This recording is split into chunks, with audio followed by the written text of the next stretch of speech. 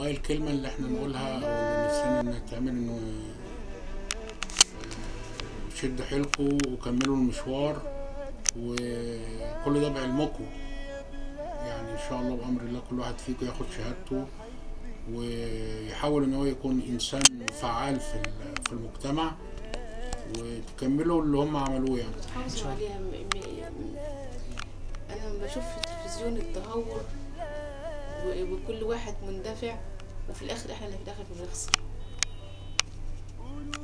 يعني الواحد لما حرايق وتكسير والحقائق كلها على بعض والغلط مع الصح، فاحنا اللي في الاخر بنخسر. كل اللي تم بإرادة ربنا، احنا بس نصبر وكل واحد فينا يعمل اللي عليه، ونجتهد في عملنا ونجتهد في شغلنا، ونجتهد في دعائنا لربنا سبحانه وتعالى انه يحسن.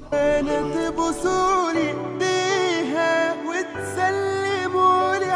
مبدئيا طبعا لازم نمشي مع القانون ونديهم فرصتهم، ويعني كلنا امل برضو في عدالة القانون المصري، وما جاش حقنا بقى نبقى نعمل اي حاجة تانية، لكن مبدئيا نمشي قانوني.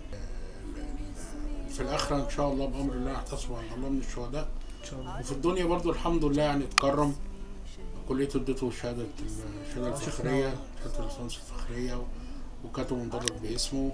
والمدرسة الثانوي اللي كان بيدرس فيها الحمد لله برضو اتسمت باسمه، كانت اسمها مدرسة حسني مبارك، أصبح اسمها مدرسة الشهيد حسين طه حسين.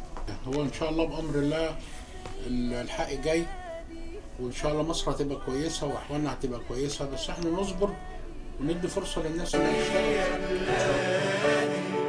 أنا بحبك يا بلادي يا بلادي يا بلادي، أنا بحبك يا بلادي.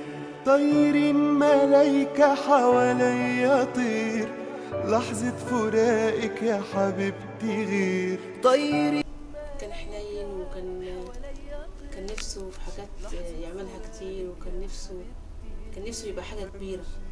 كان على طول يتكلم في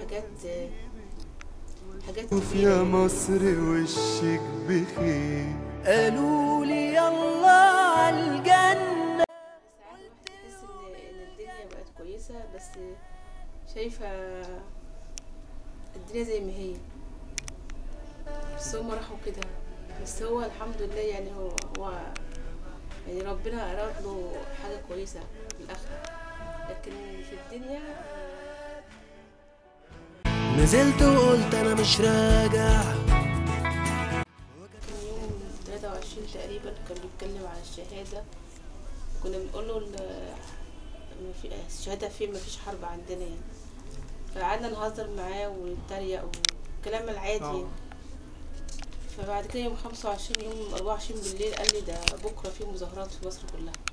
الساعة كانت 5 تقريبا، اللي هو كان التلات 25 يناير.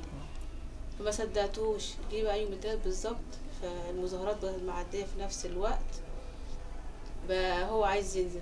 المهم نزل وقال لي ايه، الحرية بينادي في كل شارع في بلادي، صوت الحرية بينادي. نزل غاب حوالي ساعة ونص ساعتين كده، بس جه بقى ضاربين عليهم قنابل من دخان كده. بعد كده يوم الجمعة قال لي انا هنزل اصلي الجمعة عند قائد ابراهيم، فكنتش عايزة ينزل بصراحة، معرفتش احوشه، وجيت اقول لبابا وكده، كانت التليفونات كلها واقفة، بس نزل مجيش. اهم حاجة حقنا ونكتب تاريخنا بدمنا، لو كنت واحد مننا بلاش ترغي وتقول لنا نمشي ونسيب. إنك تقول عدل يقول عليك ندل، تقول كرامة يسكوك ويكهربوك، تقول الميدان يمسكوك ويضربوك، تقول التحرير يمسكوك أو يموتوك، تقول عدالة إنسانية ياخدوك على المديرية، تقول إهداء للداخلية. صوت الحرية بينادي. أيادي مصرية سمرة بيها في التمييز، ممدودة وسط الزئير بتكسر البراويز. طلع الشباب البديع قلبوا خريفها ربيع، وحققوا المعجزة صحوا القتيل. هندسة فعاليات يوم الشهيد، أسرة بناء طلاب الإخوان المسلمين.